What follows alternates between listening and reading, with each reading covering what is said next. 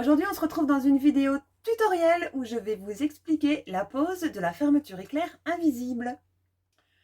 Et donc, avant de savoir poser une fermeture éclair invisible, il serait peut-être bon de savoir comment on reconnaît une fermeture éclair invisible d'une fermeture éclair classique. Donc voilà, pour reconnaître une fermeture éclair classique d'une invisible, il suffit de regarder les dents par rapport au curseur. Donc ici, vous avez une tirette classique. Quand vous avez le curseur sur l'endroit, vous avez également les dents sur l'endroit. Donc à l'envers, vous avez juste cette petite partie ici et vous n'avez pas de dents. Une tirette invisible a le curseur donc ici sur l'endroit, mais les dents ne sont pas apparentes sur l'endroit, elles sont apparentes sur l'envers. Là où il y a le petit bitounio ici, vous avez les dents. Contrairement à la normale, voilà, vous avez le bitounio, mais vous n'avez pas les dents. Donc voilà la principale différence entre la fermeture éclair normale et l'invisible. La fermeture éclair normale existe aussi en une multitude de dimensions. Ça va à 8, 10, 12, jusque des mesures super longues. Que les fermetures invisibles, vous ne les trouverez qu'en 3 dimensions. 22 cm, 40 cm ou 60 cm. Elles ont l'avantage de pouvoir en fait être très facilement recoupées. Donc dans la majeure partie des cas, si vous voulez vous faire un petit stock, prenez des 40 cm parce qu'il y a peu de chances que vous ne sachiez pas vous en servir. Maintenant que vous avez compris la différence entre les différents types de fermeture éclair, on va apprendre à la poser. Pour apprendre à poser cette fermeture éclair invisible, j'ai préparé des pièces d'étude. J'ai utilisé des couleurs contrastées pour que vous voyez bien. On va imaginer que c'est par exemple une jupe, où vous avez ici en vert la partie qui va servir de ceinture, en gris votre jupe, et j'ai aussi préparé en bleu turquoise la partie qui sera la doublure de la ceinture, donc ce qui viendra à l'intérieur de la jupe. Et donc nous, on va poser la fermeture éclair au milieu d'eau, on va dire donc ici. Donc vous avez assemblé et surjeté la pièce ceinture avec la pièce jupe. S'il n'y a pas de ceinture, c'est encore plus facile, hein, mais c'est parce qu'ici, ça rajoute une difficulté, parce que quand vous allez avoir votre jupe fermée, il ne faut pas que vous ayez un décalage. C'est pour ça que j'ai utilisé 2 tissus, histoire de faire un tuto assez complet. Donc vous avez assemblé vos 2 parties. Quand vous cousez une fermeture éclair invisible, vous ne devez pas fermer la jupe jusqu'au niveau de la fermeture éclair. Certaines marques de patrons proposent, mais en fait c'est une erreur de technique de couture. On ferme le bas de la jupe avant si c'est pour poser une fermeture éclair classique. Mais si c'est pour poser une invisible, on laisse ouvert. On fermera la hauteur après avoir posé la fermeture éclair. Donc on va travailler sur l'endroit de la jupe, voilà. Et on va prendre notre fermeture éclair invisible. Remarquez que j'ai fait vraiment un effort dans les couleurs, tout est parfaitement assorti. Donc l'endroit de la fermeture éclair, c'est celui où on ne voit pas les dents. Donc je vais un petit peu l'ouvrir. Oh, elle est dure. Oui, voilà. Elles sont toujours un peu plus capricieuses que les fermetures classiques. Et on va commencer par la coudre d'un côté, endroit contre endroit. Donc c'est-à-dire que je vais la retourner, comme ceci. Hein. Et ici, vous aurez ce qui sera dans votre marge de couture quand vous assemblerez la ceinture intérieure avec la ceinture extérieure. Et je vais laisser la marge de couture, alors soit vous mettez vraiment en fonction des marges de couture que vous avez, soit vous mettez au bord à bord, soit vous alignez avec votre surjet, en fonction de la marge de couture. Et en fait, on va coudre la fermeture en 2 fois. C'est-à-dire qu'on va d'abord la coudre grossièrement une première fois pour vérifier l'alignement en hauteur, hein, pour éviter le décalage. Mais dans cette première couture, on ne va pas rendre la fermeture invisible. Et puis, une fois que le décalage sera correct, à ce moment-là, on va recoudre une seconde fois pour la rendre invisible. Quand vous allez coudre votre fermeture éclair, vous n'avez pas besoin de beaucoup d'épingles, une seule suffit. Donc moi, je vais l'ouvrir quand même un peu et je vais juste épingler le départ. Je la fais dépasser un petit peu parce qu'il y a quand même un grand ruban. et j'épingle mon départ. Voilà. Alors, si on devait coudre 20 cm, par exemple, vous avez un repère. Je vais faire un repère. Voilà, on va dire qu'on va la coudre jusqu'ici. Je marque mon repère de couture. Je vais aussi le marquer de l'autre côté. L'avantage d'avoir la tirette plus longue, c'est qu'on peut vraiment déplacer son curseur plus bas que l'arrêt. Comme ça, on n'est vraiment pas embêté par le curseur. Et maintenant, on passe à la machine. Bon, sur ma bernina, je n'ai pas le pied de biche spécial fermeture éclair invisible, donc je vais utiliser mon pied de biche pour fermeture éclair classique. Un pied de biche pour fermeture éclair invisible, ça se présente comme ceci. C'est un pied avec deux petites rainures, comme ça, un petit trou pour le passage de l'aiguille. Et en fait, ça vous permettra de passer comme ça le pied. Hop, les dents passent dans les petites rainures. Alors, quand il s'agit de coudre la première couture qu'on va faire maintenant, ben, vous faites attention, juste que l'aiguille pique assez fort à droite dans ce cas-ci, et ici à gauche, pour ne pas être trop près des dents, pour la première couture. Pour la deuxième couture, il faudra faire autrement. Donc voilà, j'ai réglé, j'ai mis mon pied pour fermeture éclair. Je fais attention de déplacer évidemment mon aiguille, sinon je vais aller exploser mes dents. Et même ce que je vais faire, je vais plutôt la déplacer. Ouais, voilà, comme ça. Je vérifie qu'elle passe. Voilà. Alors je la déplace pas trop.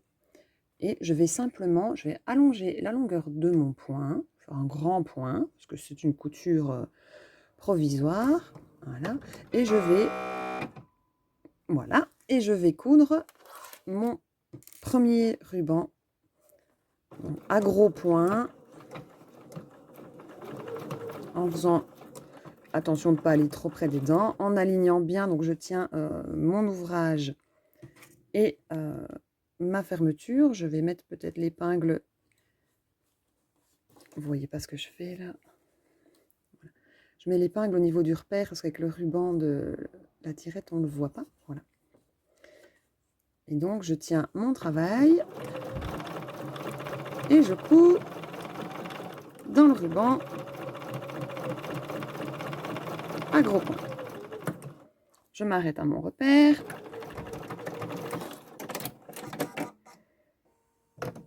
Et voilà, ça c'était le plus facile.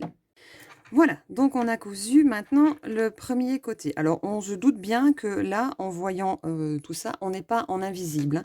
Mais le but pour le moment, c'est d'avoir la bonne hauteur. Donc on va devoir fixer le deuxième morceau de tissu. Donc là, je me suis mise complètement sur l'endroit, hein, endroit de ma tirette, endroit de mon ouvrage. Je vais poser la deuxième partie de mon ouvrage en essayant que ça ne tombe pas de ma table. Non, ça ne veut pas. Endroit contre endroit. Voilà, voilà. On va bien aligner le haut. On va faire en sorte aussi que ce soit bien aligné partout. Donc, si je pique ici, au niveau de ma couture gris-vert,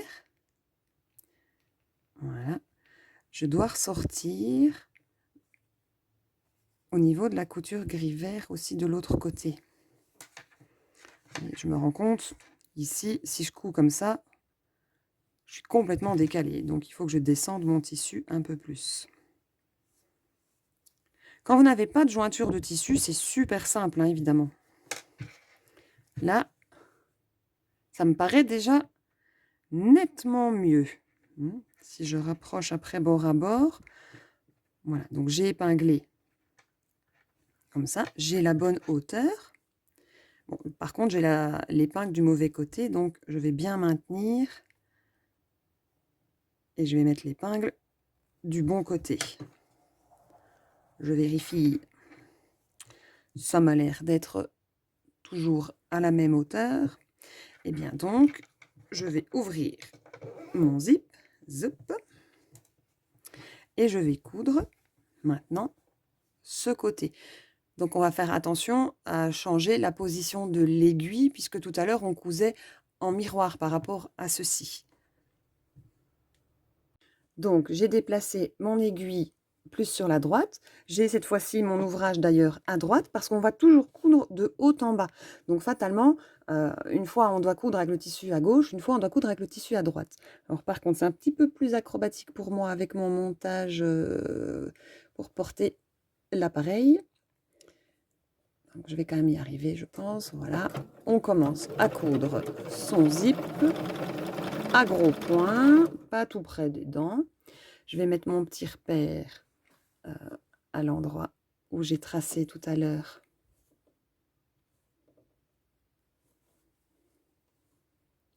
mon arrêt.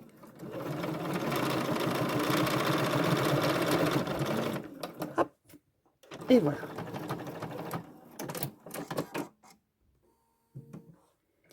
Là, normalement, si j'ai bien fait mon job, au niveau de la hauteur, on ne devrait pas être trop mal. Donc maintenant, je vais fermer mon zip. Et franchement, c'est pas mal. Mais alors, vous voyez que niveau invisibilité, peut mieux faire. Mais la hauteur est bonne.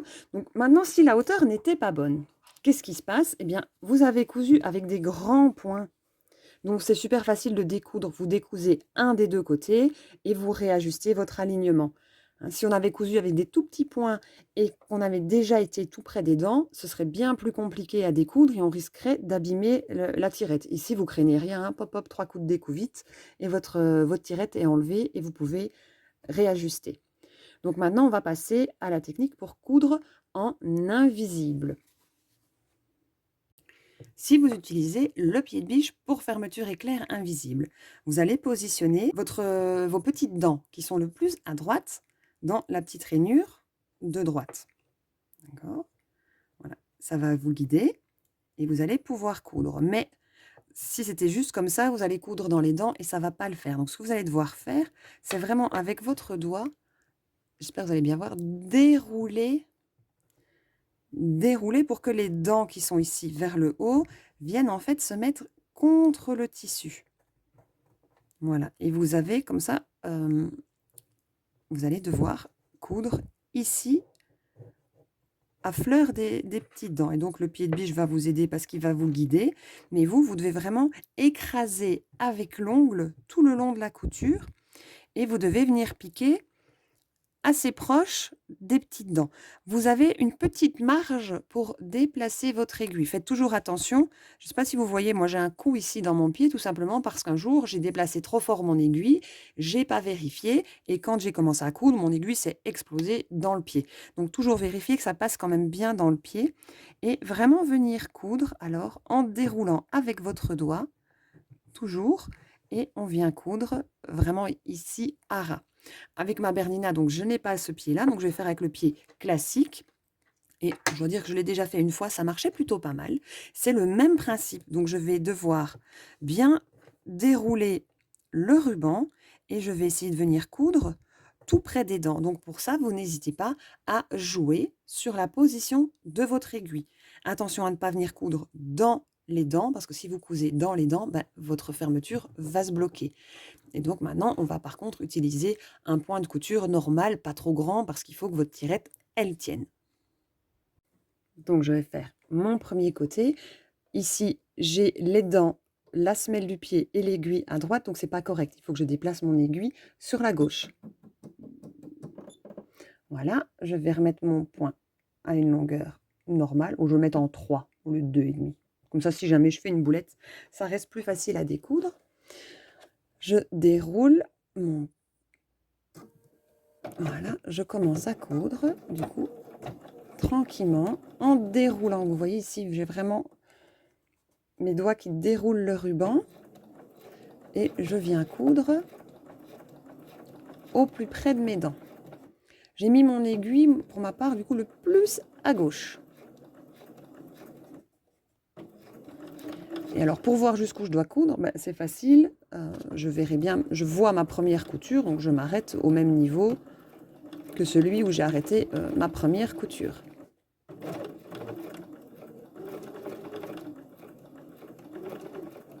voyez, ici, on voit la fin, donc je m'arrêterai à la même hauteur.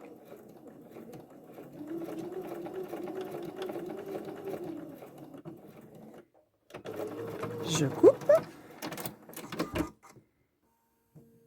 Et avant de coudre le second côté, je vais regarder déjà si je suis déjà plus invisible. Donc, je referme mon zip et vous voyez la différence.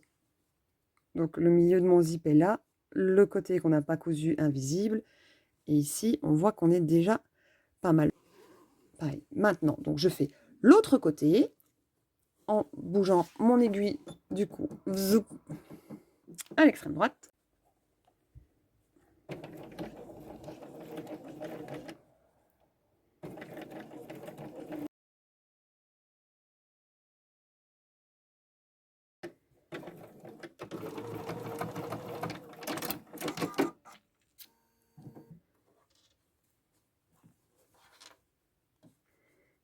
Voilà.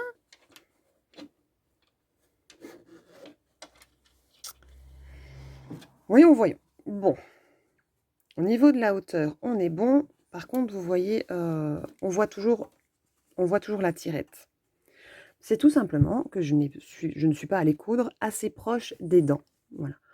Eh bien, c'est un peu comme dans la couture du passepoil. Si ça vous arrive, bah, c'est pas grave. Par contre, vous n'allez quand même pas laisser comme ça. Donc, ce que vous allez faire, c'est rouvrir et recommencer votre couture, tout simplement en essayant de coudre un petit peu plus près. Ici, on voit bien, vous voyez, je ne sais pas si vous voyez, mais franchement, il y a ici deux bons millimètres. Vous voyez?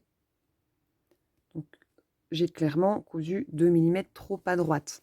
Donc, il va falloir que j'aille plus près des dents. Et ici, on est déjà mieux, mais oh là, regardez. Vous voyez la différence entre ici et là? Là, c'est pas du tout invisible. Eh ben, c'est pas grave. Hein, il n'y a rien à découdre, en fait. On fait pas d'erreur. Il n'y a rien à découdre. Juste, on se replace et on vient recoudre un petit peu plus près. Alors, on referme cette fois et... Alors, si vous entendez des bruits bizarres, c'est mon estomac parce qu'il est midi quart, je sais pas. Et je crois que j'ai faim. Et voilà. Regardez-moi ça. C'est déjà nettement mieux. Alors, il y a peut-être des petits endroits encore qui sont pas tout à fait parfaits, mais il faut dire aussi que j'ai choisi un zip contrasté. Hein. Vous allez choisir un zip de la bonne couleur. Et puis, vous allez mettre un petit coup de fer à repasser qui va aussi bien arranger la chose. Après, il reste à fermer le bas de la jupe. Donc, pour fermer le bas de la jupe, vous allez mettre vos tissus endroit contre endroit. Alors, la tirette, on la coupera après, hein, elle est trop longue. Et en fait, on va aligner les deux ici bordures de tissu. Et on va coudre. Alors, vous avez vos coutures de fermeture. Donc, vous voyez, ça, c'est celle-ci en haut. C'est la toute première que j'avais faite à grands points pour calculer la hauteur. La deuxième, c'est la première fois que j'ai cousu pour qu'elle soit invisible. Et la deuxième ici, enfin la troisième plutôt, c'est celle que j'ai cousue pour la rendre vraiment invisible. Donc vous voyez, j'avais vraiment encore une marge. Hein. Et bien maintenant, ce qu'on va faire, c'est qu'on va donc coudre d'ici au bas de son ouvrage. Alors, on va commencer où? On va commencer 1 centimètre plus haut que l'arrêt ici. Donc je vais commencer à 1 centimètre ici. Et alors, je ne vais pas commencer à coudre ici sur ma couture, mais je vais venir me mettre quelques millimètres plus loin. On sent ici les dents. Eh ben, je vais me mettre juste après et je vais coudre de là à en bas. Donc, pour ça, voilà, j'aligne bien ici bord à bord mes tissus. Alors, je laisse mon pied pour fermeture éclair. Je vais bouger un peu ça parce que ça va être compliqué. Je laisse mon pied pour fermeture éclair et je laisse mon aiguille le plus à gauche possible, en fait. Je vais me mettre donc un petit peu plus haut que la fin de ma couture. Je baisse mon pied de biche. Voilà. Je suis un petit peu plus sur le côté que ma première couture. mes bords de jupe ici sont bien alignés. Et je démarre ma couture.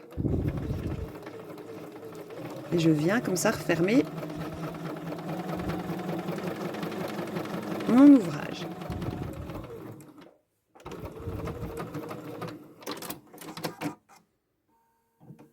Hop, j'ai fermé mon ouvrage et maintenant, j'ai pas donné mon coup de fer encore, hein, mais ma jupe est toute fermée et je vais aller repasser.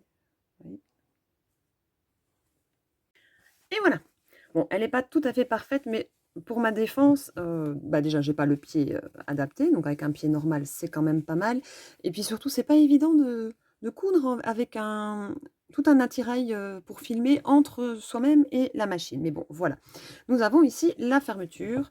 Alors, ici, après, vous la coupez. Et alors moi, ce que je fais encore bien, c'est que je mets du coup un petit morceau de biais ou de ruban pour la terminer proprement, pour que ça n'aille pas gratter et qu'elle n'aille pas s'abîmer au fil des lavages. Et il reste toujours l'étape de la doublure de la ceinture, où là aussi, il y a un petit truc pour que ce soit tout propre. Vous allez voir, c'est vraiment enfantin. Je remets le pied de biche à coudre normal. Donc, hop, j'enlève celui-là et je pars à la recherche de l'autre. Je ne sais pas où j'ai mis. Voilà, c'est fait. Alors, pour coudre la doublure intérieure, donc on va se mettre endroit contre endroit, la partie surjetée évidemment du côté de la tirette. Et alors, ce qu'il ne faut pas faire, c'est mettre déjà sa tirette bien en place. Au contraire, on va la dérouler. Donc on va la mettre apparente comme ça, bien sur l'endroit. Vous aurez pris soin de couper tous les petits fils. Et vous allez mettre votre ceinture bord à bord, comme ça, avec votre travail. On va coudre la ceinture. Avec l'aiguille au milieu, je pense que ce serait mieux. Je vais la déplacer, voilà, au centre. On vient coudre sa ceinture. Je vais me remettre ici.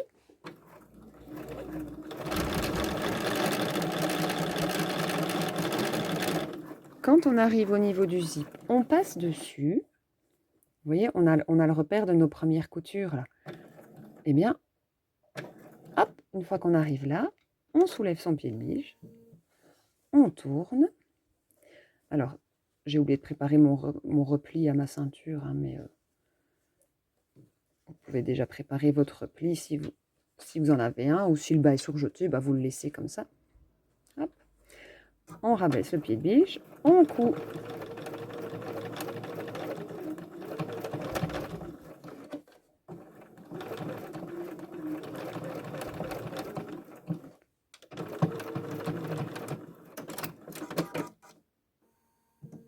Voilà. Et donc, quand on a fait ça, il faudra cranter le coin en haut et quand vous retournez votre ceinture, donc là, on est sur l'endroit du vêtement. Hop, donc vous aurez cranté, ce sera plus joli ici. Hein. Et sur l'envers, eh bien, vous aurez ceci. Alors, vous pouvez venir coudre plus près des dents hein, si vous voulez. Donc, il vous restera à fixer la ceinture. Mais bon, ce n'est pas l'objet de ce tutoriel. Mais voilà, comme ça, les finitions sont acceptables. Je trouve que j'étais un petit peu loin. Donc, c'est comme tout à l'heure. Il n'y a pas besoin de découdre. Je remets. Voilà. Ou je peux même démarrer de là si je veux. Et je viens me mettre plus proche des dents.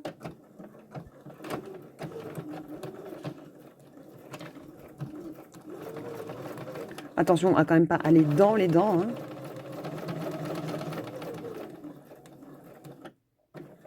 Voilà. Hop. Et on coud sa ceinture. Je vais pas aller jusqu'au bout.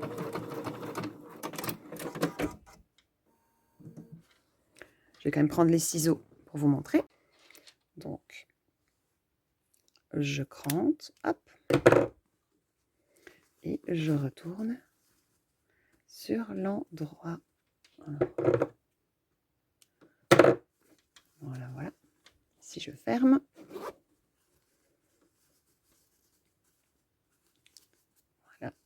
sur l'endroit et sur l'envers. Et voilà, maintenant la pose des fermetures éclair invisibles n'a plus de secret pour vous. Donc, à vous de jouer et à bientôt!